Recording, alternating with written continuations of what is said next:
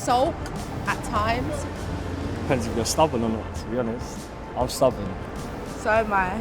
I'm usually the first one to say sorry. I think you find it Very hard. no, it's a little bit hard sometimes. Yeah. He needs to sulk before he can say Yes, sorry. I have to process, not sulk. I think you should never go to bed angry. Stewing in that frustration or disappointment is not beneficial to anybody. I mean, I could be petty, so it's probably hard for me to personally forgive sometimes, but... Even though it's my fault, she has to be right no matter what. I don't know, girls just like being right. We're in a comfortable place in our relationship, so I can look into them and say, are you still processing? I'll be back later. It's hard when you're both stubborn, so I'm man enough to know when I'm in the wrong, and I can just swallow my pride. I think for me, it's quite easy to say sorry, but to mean it, that's a different thing, so... The reality about marriage is we will all hurt our partner in big or small ways, often unintentionally, and sometimes we aren't even aware of what we've done.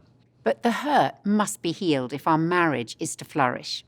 And in this session, we'll be looking at how that healing can take place. And anger will usually be our first reaction when we're hurt.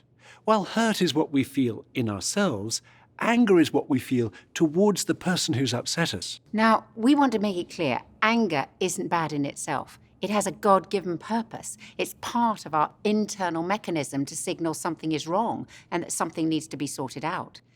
The adrenaline rush we feel is designed to spur us into action, but we can use anger wrongly in a number of ways. We want to look at two in particular. And roughly half the population falls into one category and the other half into the other category. We use two animals to illustrate two inappropriate ways of handling anger. Some people, when they're angry, are inclined to let you know it right away. We call them the rhinos, because a rhino, if it's provoked, is quite likely to put its head down and charge at you. When I was a student, I spent 5 months backpacking across Africa. On one occasion, together with 8 other backpackers, we hired a driver called Joseph to take us in his Land Rover into the nearby game park. 20 minutes after arriving there, Joseph spotted a rhino sitting in the shade of an acacia. We swerved off the road and drove up extremely close so we could take some photos. Joseph reassured us that if the rhino decided to charge at us, he could drive away much faster. Quite quickly, it became apparent that the rhino was not as pleased as we were about us being so close. Sure enough, this massive beast lumbered to its feet, lowered its head, and started to charge at our Land Rover. Joseph duly accelerated away, and true to his word, we easily outpaced the rhino. That is, until a minute or so later, the Land Rover ran out of fuel. We rolled to a halt and turned as one to see the rhino charging at speed in a cloud of dust. Mercifully, it stopped in its tracks just short of us, and then stood there snorting and shaking its head angrily, clearly trying to get us to move again. We sat frozen in our seats for what seemed like an eternity. Eventually, much to our collective relief, the rhino turned and trotted away about 50 meters, only to turn back and charge at us all over again. Eventually, after 4 hours of these mock charges, it started to get dark. The rhino, by now tired or bored or both, trotted off into the sunset. Once it had gone, Joseph himself trotted off in the opposite direction to get some more fuel, leaving the 9 of us in his Land Rover. We had some great photos, but we were nervous wrecks. Some people act like the rhino when they're upset. That's me. Let me give you an example. Many years ago, when Nikki and I were living in Japan and Kirsty, our first child, was 4 months old, a bachelor friend of ours who lived 4 hours away in Tokyo invited us to stay with him for the weekend. Well, whenever we had done so in the past, it was always great fun and incredibly busy, as he had amazing energy and was a non-stop entertainer. Well, on the Wednesday before we were due to go, I suddenly realised I didn't feel I could cope with a weekend like that because of feeding a small baby, being awake half the night and just feeling tired. And I told Nikki I thought we should call our friend and say we couldn't come. I, on the other hand, was convinced we had to go. I thought it was very rude not to at this late stage. And we had a really heated argument. And after we had argued backwards and forwards, It became clear to me Nicky really didn't understand how I was feeling, which really upset me. And as a result, I just completely lost it with him. And I remember the exact spot where Scylla was standing in our apartment, beside the basket where we kept our fruit. And I was so angry, I picked up the nearest thing, which happened to be an apple from the top of the basket, and I threw it really hard at Nicky. Unfortunately for him, we had just bought a whole box of apples, and they were arranged in a pyramid in the basket. And I proceeded to hurl them one by one across the room at him. I want to clarify, Scylla was throwing them really hard. I had to duck down behind the sofa to escape being injured until the basket was empty. Now, I know that sounds very dramatic, and I want to assure you I have never thrown anything else at Nicky. But my tendency even now, when I feel misunderstood or upset, is to attack Nicky with my words. Other people, like me, respond in the opposite way to the rhino. They may hide or bury their anger. They may become quieter. They may withdraw or become cold when they're angry. And I can certainly identify with the first two of those unhelpful reactions when I'm angry. We call this group the hedgehogs because a hedgehog, when it's threatened, curls itself up into a ball and sticks out its prickles to keep its attacker at a distance. Now, it's not that those who act like a hedgehog don't feel their anger, it's just they display it differently. Perhaps by withholding affection or by suddenly developing very selective hearing towards their partner. And while Scylla's danger is explosion, my danger is to hold anger or frustration or hurt inside. And Scylla has no idea how I'm feeling. Hedgehog behavior is no less harmful in a marriage than rhino behavior. And I've realized it's better to have things out in the open to express what I feel when I'm upset. And I've realised that going on the attack isn't a good way to respond. And I try now to explain more calmly to Nicky what I'm feeling when I'm upset. Rhinos really can learn to calm down and be more sensitive. It's not just couples with opposite tendencies that have problems. If you have two rhinos in a marriage or two hedgehogs, that can be problematic as well. Two rhinos have to learn to calm down, while two hedgehogs have to learn to open up. So I'm definitely the rhino. No, you're not. For a moment. So I'm definitely the rhino. Yeah. Definitely. I think I've mellowed slightly. That's still my tendency, though, is to explode. I was completely a hedgehog, so everything in me would want to avoid conflict, would want to just kind of to escape from it or just not address it in any kind of way. And I don't think I saw how prickly that made me, but it definitely would make me prickly about little things where... And the funny thing is, most of the time, is it would mean that I would stop showing you love in the way that I wanted to be shown love. So I wouldn't hold her hand when I was walking down the street and all that kind of stuff. And in my head, I'm like, yeah, she's going to know that I'm not happy with her because I've held that back. Which you probably didn't read that in any kind of way. But it was my way of trying to communicate to you that I wasn't happy. We've definitely learned to argue. I think that was one of the really important things for our first few years of marriage, is finding a way to disagree in a way that respects each other and both works with our personalities. So we do usually have a little bit of space for me to calm down a little bit so I don't go full rhino, and also for you to process actually what you're thinking, your emotions, so we can come together a bit more calmly. And we can actually talk and say, this is how I'm feeling, this is what you're thinking, feeling, and what can we do about it? Yeah. We want you to turn to the first conversation in your journal called Rhinos and Hedgehogs. Identify if you're more of a rhino or more of a hedgehog. And if you're not sure, ask your partner what they think. They may just have a better idea.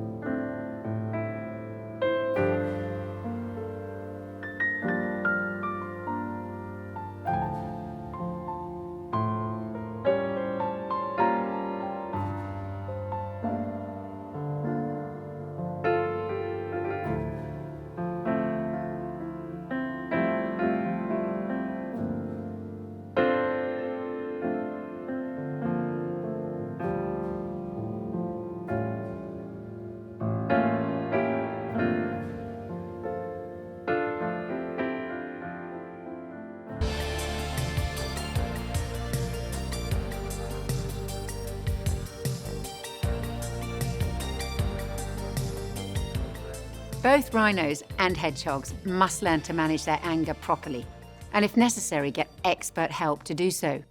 Uncontrolled anger has terrible consequences, and unless we learn to control the way we express hurt and anger, whether in response to big issues or small things, we can easily get into a pattern which is repeated again and again, and it becomes a downward spiral.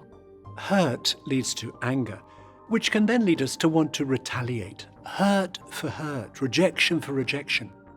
We want to show our partner what it feels like to have been upset in this way. And as a result, we get into a downward cycle of mutual blame. This can then lead to fear. Fear causes us to withdraw emotionally and build a wall of protection around our heart so as not to be hurt again. And if we're like the rhino, our skin will get thicker. And if we're like the hedgehog, our prickles will get longer and somewhat sharper. This destructive pattern of hurt and anger and mutual blame fills us up with negative emotions. Anger must be managed, not buried. It's no good pushing the emotions down and expecting them to disappear. As the psychologist and marriage counsellor Selwyn Hughes said, an emotion is never buried dead, it is always buried alive. And this is a particular danger for hedgehogs. Anger can lead to a state of withdrawal. So some people are very, very uncomfortable with expressing any level of dissatisfaction or anger or displeasure, and therefore what happens is they sort of bottle it all up, they hold it within. And therefore what sometimes those people will do is they will stonewall, or they'll give a cold shoulder, or they'll sort of collapse in on themselves, even though that person who doesn't want to express their anger says, oh no, it would be terrible to express anger. You can see it in their eyes. You see the rage in their eyes, and you kind of hear it in the way they wash the dishes or tidy the house, that even though on one level they're not expressing anger, they're leaking resentment everywhere. Sometimes it can be quite small things in a marriage that people get upset about, particular habits that a husband or wife has, or maybe particular things they don't do. It can either boil down to really, really tiny things like not checking the doors locked before they go to sleep. It can be quite minor things, but it's good to notice that that's something that actually I just feel a little bit of twinge of annoyance there. And maybe I should note that, and just note that maybe that's something I could say something about. Because if we don't express it, we are assuming that our husband or wife is doing it on purpose, and they're always going to do it. So weirdly, to stop being angry, we have to notice what makes us angry. And do you know what? We also have to have a little bit of hope that they're better than we think they are, and that actually if they know what upsets us, they might actually change. Buried hurt and anger impact every part of our lives. Our behaviour can be affected. We may start escaping into work or drinking too much. It can affect us physically. We may not be able to sleep or eat properly. And there can be emotional symptoms such as low self-esteem, depression, or emotional shutdown. And people who are on the verge of separation often say words to this effect: I don't feel love anymore. In fact, I don't feel anything at all. I feel numb. This is hardly surprising. It's the physiological response to the unhealed hurt and negative emotions which have accumulated inside. And it means there's no space for the positive feelings of love, romance, affection, and so on. And unless we deal with the hurt and anger at the root, we end up losing connection, which destroys our intimacy and potentially our whole relationship.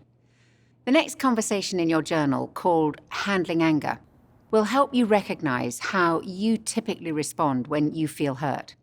And we'd like you to take a few minutes to fill in your answers to the questions. Now, you don't need to write too much, be quite instinctive about it, and then discuss what you've put.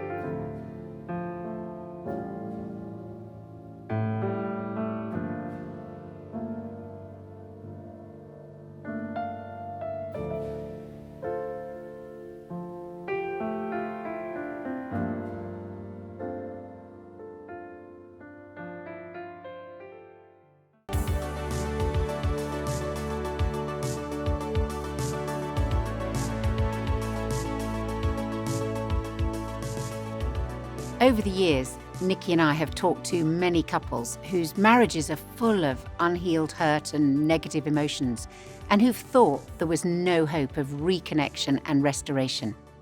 But we know the hurt can be healed and their relationship restored if they're prepared to lift the lid on it together.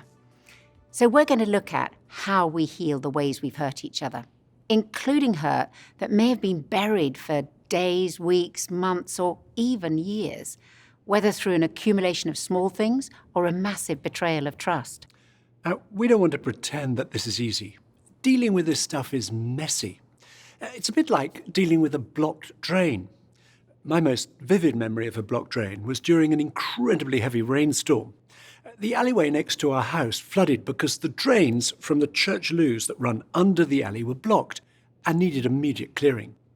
As the rain continued, our neighbour Derek and I took the lid off the drains that were filled right to the top, at which point the contents of the drain began to mix with the rainwater in the alley. It wasn't a pleasant sight or smell. We grabbed some drainage rods to try and clear it, but we quickly realised we couldn't get the right angle from above, which meant that one of us would have to climb down directly into the drain. Well, I was staring down into this murky, stinking water, and then before I knew it, Derek was in there, crouching up to his waist in it and pushing on the rods with all his strength at this underground blockage. After 3 shoves, there was a wonderful sound. First a gurgling that turned to a rushing noise and then developed into this incredibly strong sucking sound. The blockage cleared and the water flowed away really quickly. I hosed the alley down and hosed Derek down, and the crisis was over. Now, it would have been no good if Derek and I had just tried to mop up the surface water. We had to deal with the problem under the ground. And it's the same with buried hurt. We can't just deal with the symptoms. We have to tackle the underlying problems.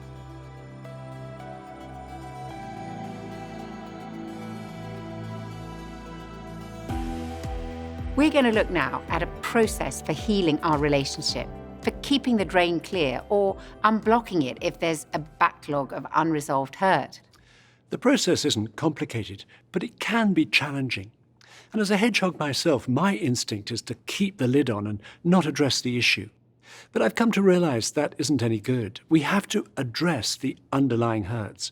Otherwise, they build up, and it's like the drain getting blocked. The process has 3 parts.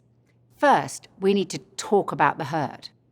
In the Bible, Jesus tells us very practically what we're to do if we're aware of having hurt or offended our partner. To paraphrase the Bible in Matthew chapter 5, he says, "If you suddenly remember a grudge your partner has against you, leave immediately, go to your partner and make things right." And then a little further on, Jesus tells us what to do if we've been hurt. He says, if your partner offends you, go and tell them, work it out between the 2 of you. So in both situations, whether we're aware that we've hurt our partner or have been hurt, we need to take the initiative to bring it out into the open so that things can get healed. My name is Josiah. And my name's Heather. Our families would go to family camp at the same place every summer, and that's kind of when we started dating, and well, you know, the rest is history. I think seeing my dad express wide ranges of emotions I think because I saw the almost volatile side of that with anger, so never physical anger, but yelling, that kind of thing, when he'd get really angry, I think it made me want to shut down because I never wanted to do that. But I think I just shut down my external expression of emotion, which then also means that I'm not communicating how I'm feeling. So since we've been married, it's still a journey of being conscious of needing to express how I'm feeling. But if I can bring her into that right away, then it's really helpful for us. Most of my childhood, I was raised by my dad. And so that was sort of my experiences, being raised by men. Being so independent growing up, it was really easy to internalize everything, keep it to myself, and not feel like I could tell anyone how I was truly feeling when I felt hurt.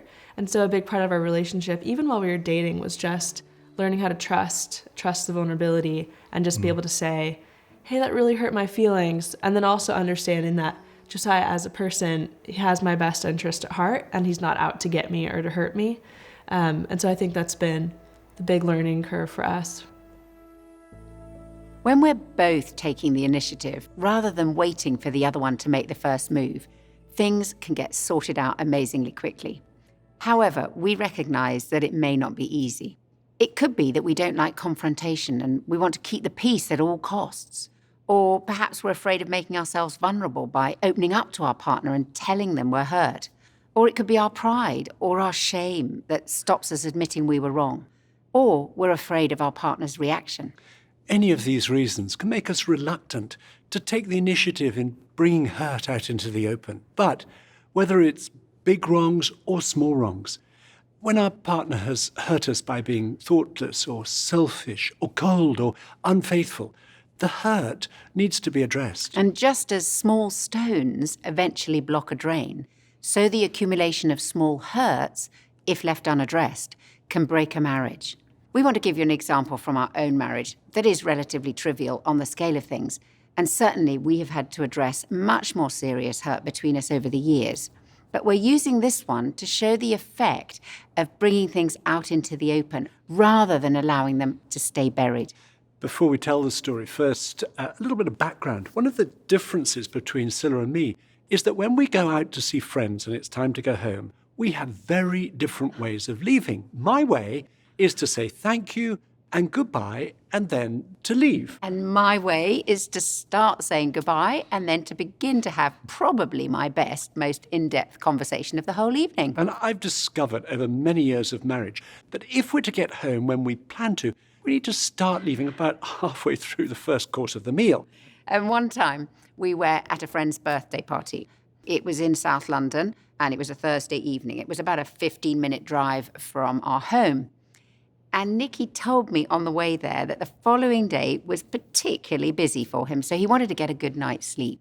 So we agreed that we'd make sure we were home by midnight. Well, knowing what Scilla's like, I decided to double the time it would take us to get home. So I initiated the process of leaving at 11:30 p.m. I said goodbye, and I told Scilla I was just going to get the car that we'd parked at the other end of the road. Well, I drove up to the house and double-parked outside in this narrow and crowded London street and waited for Scilla to come out.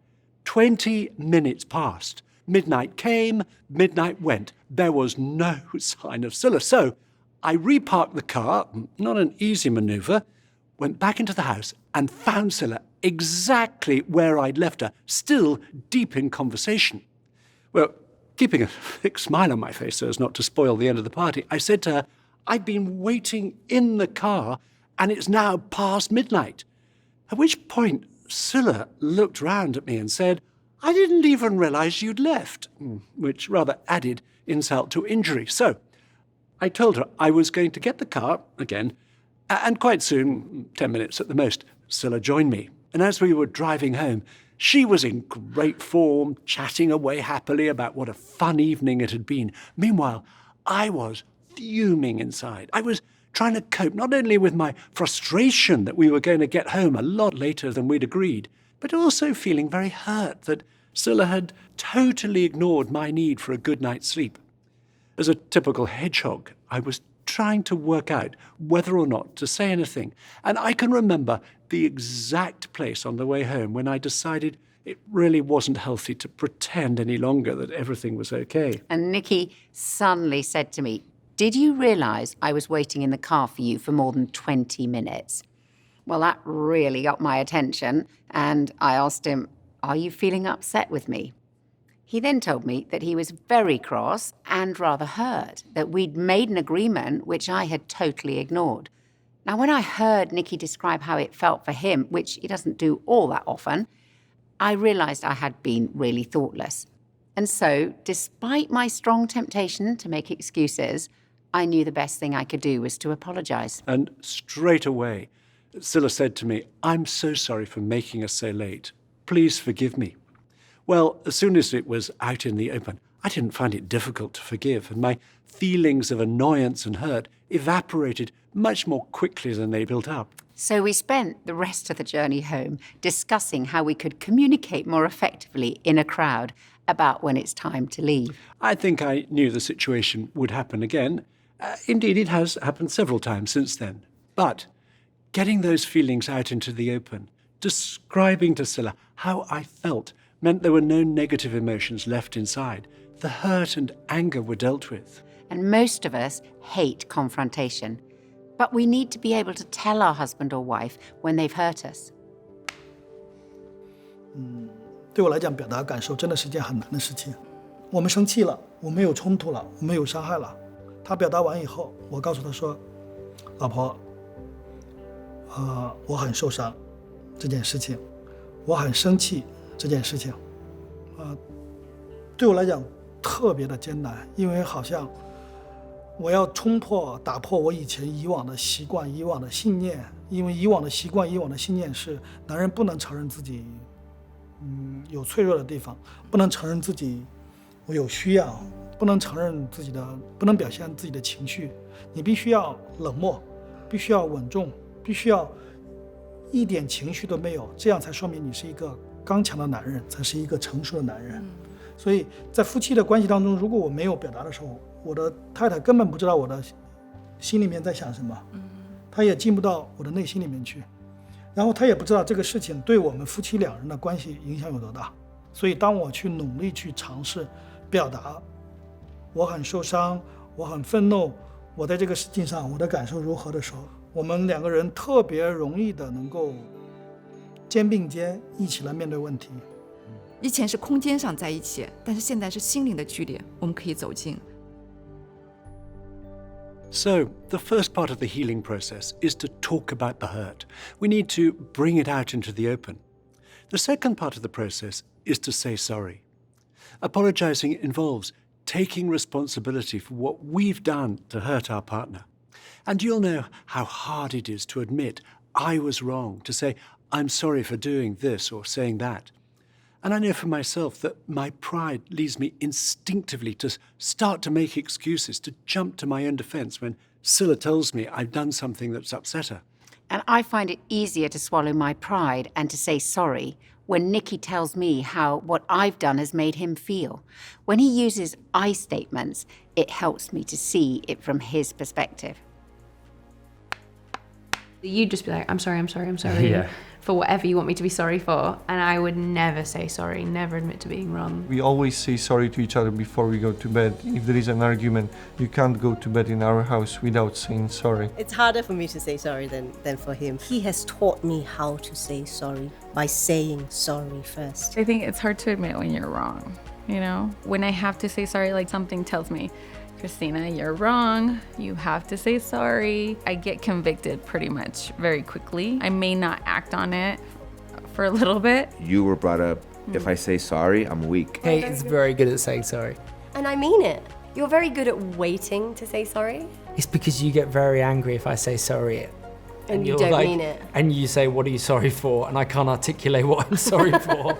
会有道歉，但道歉基本上都是在道歉的中间又包含了一种辩解。就好像我们理性上知道我们有错，我们该道歉，但真的从心底里很难发出那种真诚的一个歉意。每一次道歉，我们都就是要发自心里的道歉。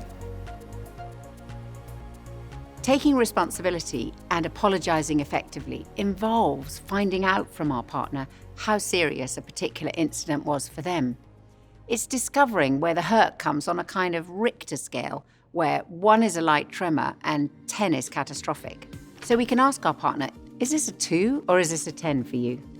And when we're able to empathise with the extent of their distress, particularly if it's a 9 or a 10, it helps them to feel understood. And that helps hugely with the process of healing. Also, when we say sorry, it's important not to make excuses, such as, I know I was in a bad mood yesterday, but you've no idea of the pressure I'm under at the moment. A true apology doesn't make excuses. When we say, I'm so sorry I hurt you, please forgive me, I'm going to try not to do that again. It's so powerful in a marriage. As we said, we've had much bigger hurt to deal with than the example we used earlier. And some hurt we've had to talk about had been buried for much longer, including one in particular that went back to before we were married. While leaving the party was a 2, maybe a 2.5 on the Richter scale, this one was a 9 or 10 for one of us. And it took some time to explain why it was so painful and then following through with apologising and forgiving. But we were amazed at the difference it made in our marriage. We can still clearly remember those feelings of closeness and freedom it created between us.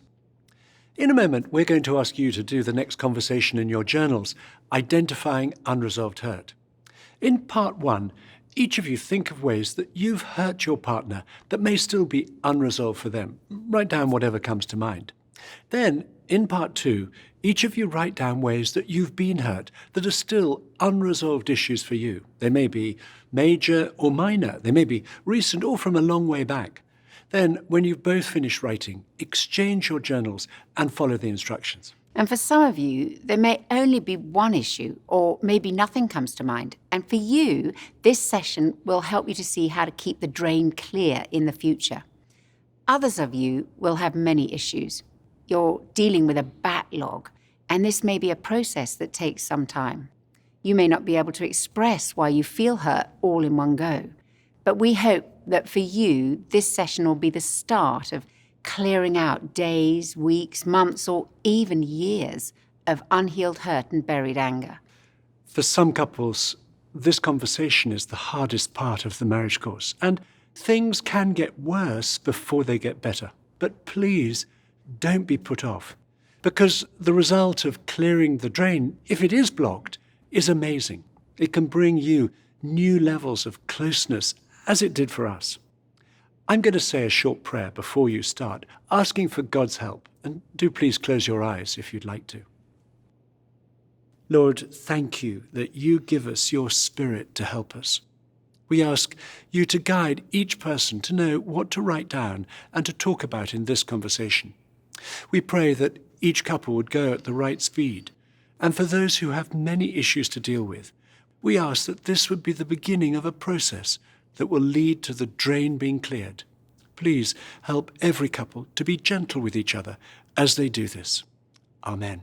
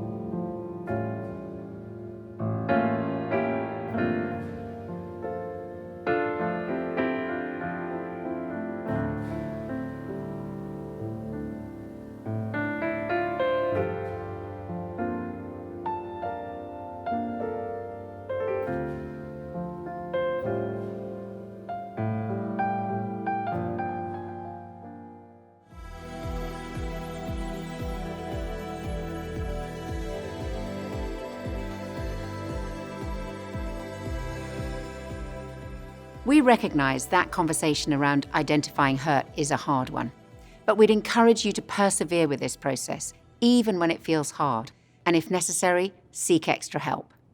We're going to look now at the third part of the healing process, forgiveness.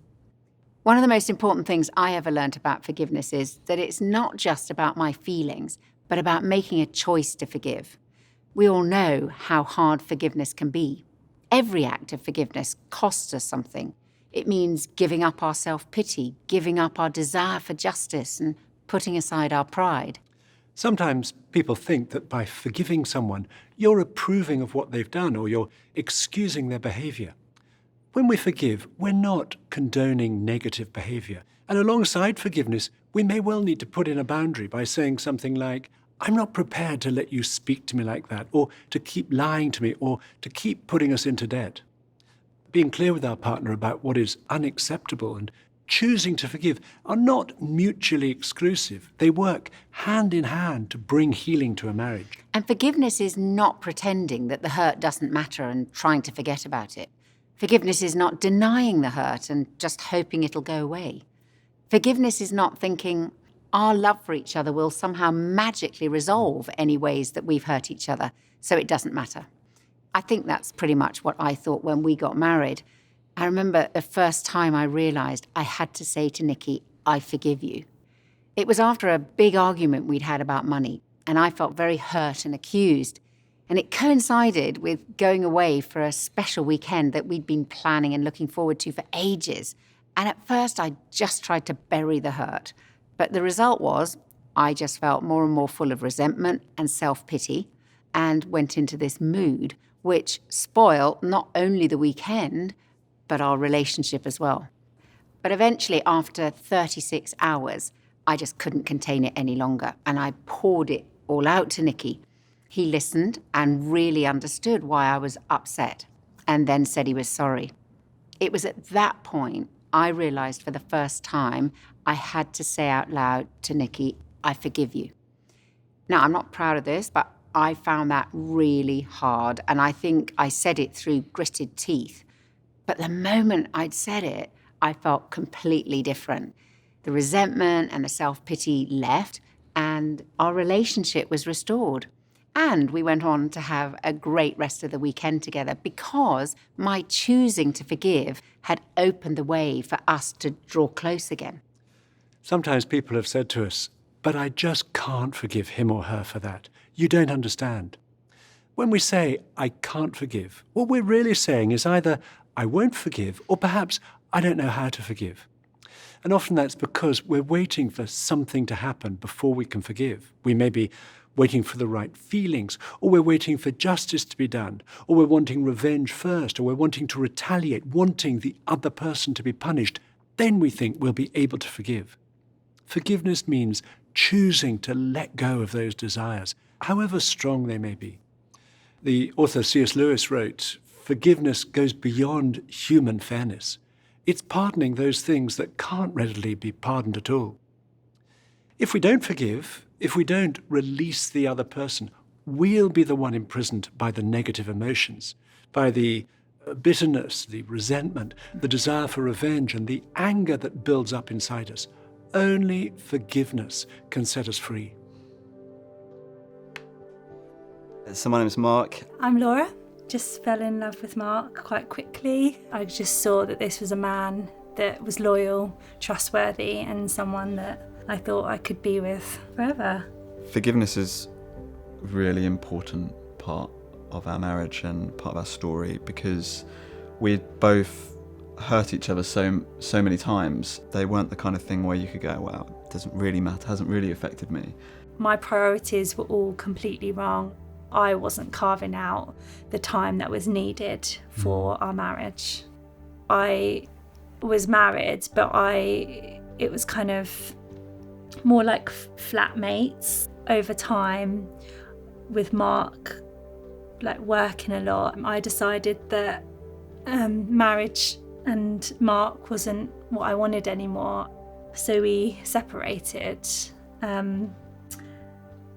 And we were separated for 8 months. I guess in my way I was trying to fight for our relationship, but there were just so many things that we hadn't worked out.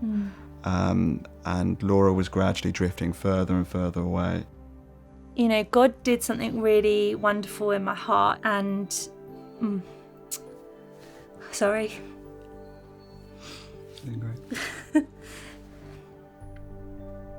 And that day I rang up Mark and I said, yeah, I'm 100% in. I want to do this.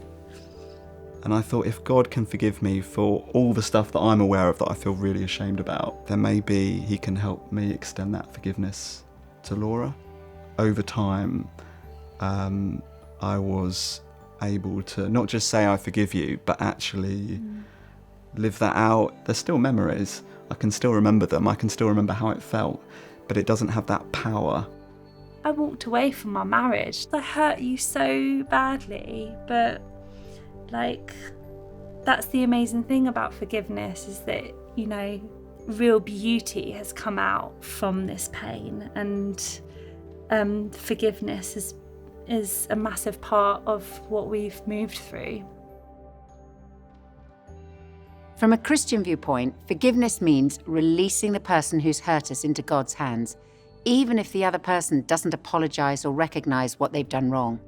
The Christian understanding of forgiveness is that God forgives us freely, and therefore we must forgive each other freely. And I find it helpful to think of forgiveness flowing into my life from God and then flowing out of my life to those around me, especially the person closest to me, Nikki. Whether you've got a Christian faith or not, we can all choose to forgive. Where there's forgiveness right at the heart of a marriage, it has unparalleled power to bring healing. I want to talk about what happens when we use this process to heal the ways we hurt each other and break out of that downward spiral. St. Paul uses this phrase in the Bible: love keeps no record of wrongs. Imagine for a moment having a notebook that represents our married life. Each page of the notebook represents one day of our marriage. Every day we write down a list of the things we do or say, or fail to do or say, that are less than perfectly loving, that may hurt our husband or wife, sometimes slightly and sometimes deeply. On some days, the list will be shorter, and on other days, the list will be longer, and it may even go over the page occasionally. But every day, there'll be something we could put on the page. And if these things are not dealt with, the page will be turned and the list left intact. We then start to build up a backlog of resentment and bitterness. And even if we can't remember the details of the list, these things remain in the background of our marriage and will seriously spoil our intimacy. Forgiveness means tearing off each page with whatever's written on it and throwing it away. That means choosing to forgive however we feel, not letting the sun go down on our anger, keeping the drain clear, and keeping no record of wrongs, until there's a clean page in front and none turned over behind. Then we can begin each day with a fresh start and no backlog between us. When we've been through this process of talking about our hurt, saying sorry and forgiving, we can start again together. However, don't expect healing always to be instant. Apology and forgiveness remove the distance between us, but where there's deep hurt, it takes time for trust to be rebuilt, and forgiveness needs to be an ongoing process. That sometimes means choosing to forgive on a daily basis, each time the pain resurfaces. And while rebuilding trust, we need to be gentle with each other and have an understanding of the bruising that's taken place. Being kind in the way we behave towards each other, going on forgiving, setting aside date nights, and comforting each other are all part of the process. And this comforting may well be needed both ways, both towards a partner who may well feel a deep sense of shame for what they've done, as well as towards the one who's been hurt. This week, we'd encourage you to spend some time thinking about the hurt that your partner's told you about. The continuing conversations involve carrying on with the healing process of apologizing and forgiving each other and rebuilding trust between you. We suggest that for these last few moments, whatever you talked about this session, you ask your partner, what could I do to help you with this process of healing? Listen, and then, if you're comfortable praying, say a prayer for each other, either aloud or silently. Otherwise, express comfort to your partner for what they've told you in some other way.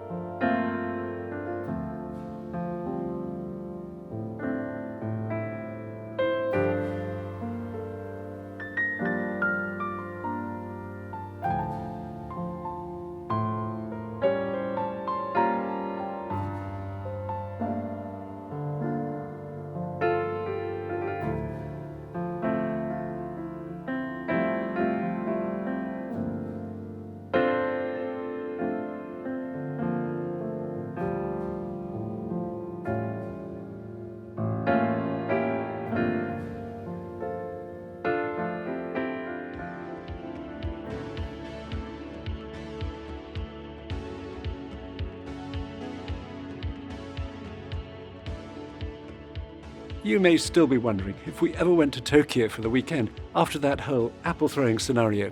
Well, by the evening, we were both still convinced of our own point of view, so we decided we needed to pray together about it. And it was only as I moved my focus off the issue and onto God that I suddenly became aware I'd been more concerned about letting our friend down than I had about supporting Scylla as a new mother. So I apologised for not seeing it from her point of view, and I said I would ring our friend after all and say we were unable to go for the weekend. Well, when I realised that Nicky really understood how I felt, I said to him I'd probably be able to cope with going after all. So we went to Tokyo, and Nicky was very supportive, and we had a great time. St. Paul's phrase, "love keeps no record of wrongs," comes from a beautiful description of love in the Bible. Love is patient. Love is kind. It does not envy. It does not boast. It is not proud. It is not rude. It is not self-seeking. It is not easily angered. It keeps no record of wrongs. Love does not delight in evil, but rejoices with the truth. It always protects, always trusts, always hopes, always perseveres. Love never fails. I'm going to say a short prayer around this whole area of forgiveness, so please stay as you are. Lord, thank you for your willingness to forgive us. Thank you for your example and for bearing the cost of our forgiveness. Please help us to forgive each other as you forgive us. And please bring healing into those areas in our marriage where we've hurt each other. And thank you that love keeps no record of wrongs. In Jesus' name, amen. Amen. Thank you for joining us. We'll see you in the next session.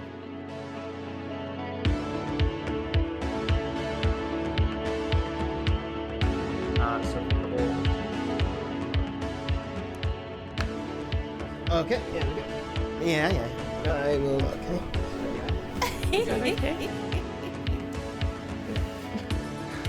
What was the question again?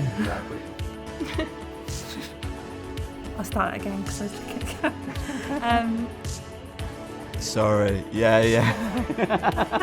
That still makes me a little mad. I am not a child, but I do need a timeout. Okay, dude, let's get on. This must definitely not go in the final cut.